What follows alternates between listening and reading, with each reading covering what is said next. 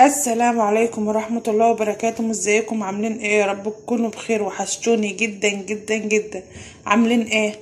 انا النهاردة بصوا عندي نص فرخة، هعملها اسلقها عادي، وهعمل صينية بطاطس. انا بس بوريكم لان هحط التليفون على الستاند وهوريكم هنعمل ايه. انا نقعاها بمية وملح وليمون. انا كنت جايبة فرخة كبيرة وقسمتها. تعالوا بقى نشوف مع بعض هنعمل ايه.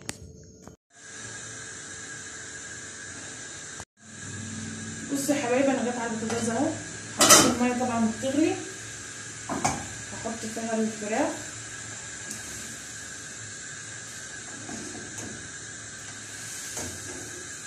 رب يكون واضح، وفلفل اسود والبصل، وهغطي عليها. تعالوا بقى نشوف هنعمل البطاطس ازاي. بصوا يا بنات، انا بقى ايه قلت بعمل معاكم ايه.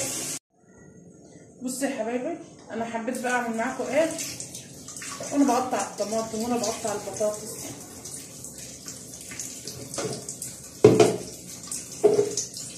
نعمل مع بعض كده. انا كنت الاول بصور بايديا يعني بايدي، دلوقتي جبت الستاند اعمل معاكم بقى ايه الحاجات دي. انا بقطع الطماطم دلوقتي، هعمل صينيه بطاطس، هعملها صغيره كده، صينيه صغيره.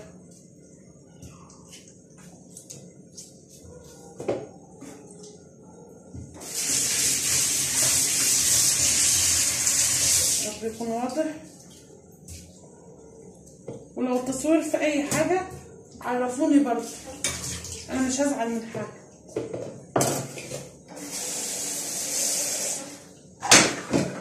كده جهزت الطماطم، ثواني بقى كده.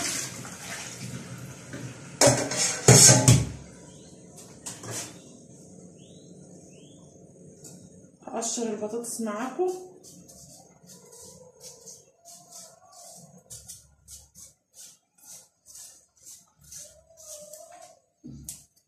ما تنسونوش في اللايك يا جماعه، في ناس بتخش تتفرج على الفيديو وما بتحطش لايك، ليه مش عارفه.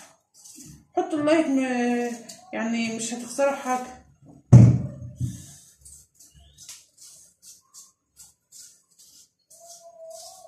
هقشر البصله والبطاطسايه وهرجع اوريكم هنعمل ايه مع بعض.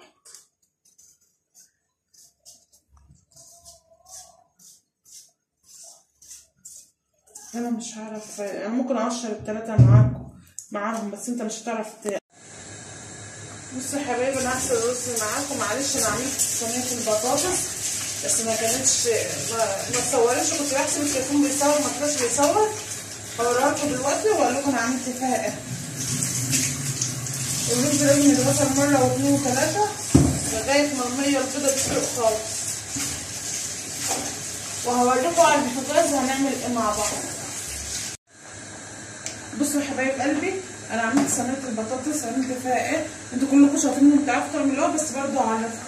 خلطت الطماطم وصفيتها، حطيت البطاطس والبصل والثوم، وحطيت فلفل اسود وكمون. انا ما بحطش بهارات اكتر من كده. ودلوقتي بصوا احنا يعني عامه ما بيحبوش السمنه في الاكل كتير هنا في البيت. كل واحده السمنه وذوقها. وكده خلاص هغطي عليها بقى. وتعالوا ما نشوف الرز مع بعض قبل ما اغطي عليها. الرز ده انا غسلته اهو، شايفينه. هحط فيه الملح بتاعه.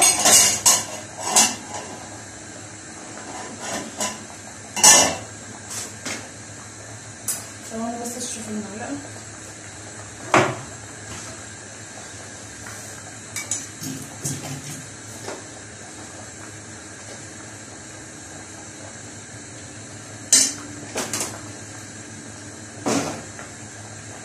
انا مش بقدح على الرز على الزيت، بيبقى كده حلو.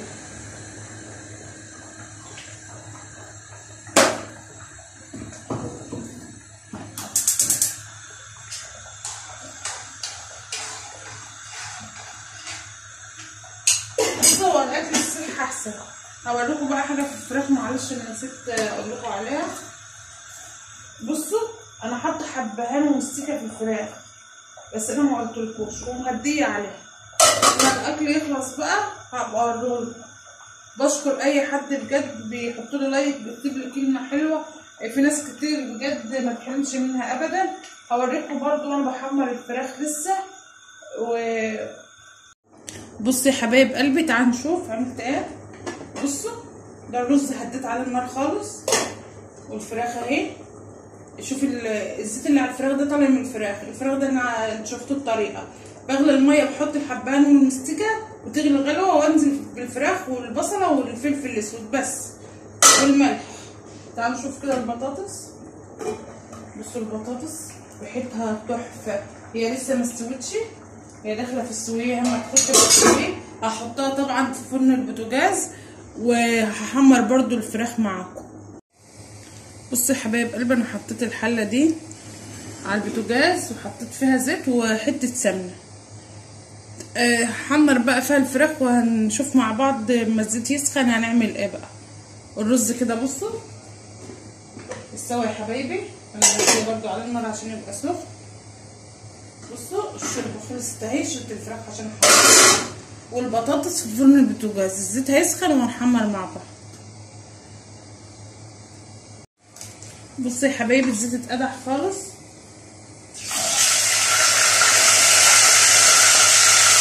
انا بحمر على العين الصغيره عشان انا بخاف من الفرقعه.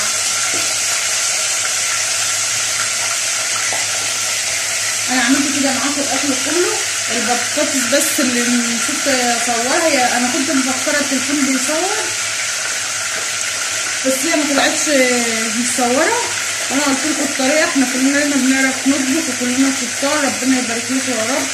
وهحمر الفراخ بقى وهوريكم، يعني برضه احنا كلنا عارفين الفراخ بتتحمر ازاي. ربنا يبارك لكم يا رب. اي حد بيكتب لي كومنت حلو ربنا يفرح قلبي زي ما بتفرحوا قلبي، وما تحرمش منكم ابدا ابدا ابدا. وهفضل اشكركم لغايه اخر نفس في عمري. اي حد يعرفني او ما يعرفنيش، لان اكتر الكومنتات ناس فعلا ما تعرفنيش. ما تحرمش منكم. وهحمر الفراخ وهوريها لكم. بصوا يا حبايبي كده الاكل خلص. بصوا الرز كده اهو خلص، والشوربه اهي، صينيه البطاطس الحمر دي يا رب تكون واضحه، والفراخ انا حمرتها ورشيت عليها دقه. هغرف الاكل وهوريلكم برضو في الاخر. بصوا يا حبايبي ده شكل الاكل النهائي. بصوا الفراخ، بصوا البطاطس جميله جدا، الشوربه طبعا والرز. ما تنسونوش في اللايك والشير وكومنت حلو. مع السلامه.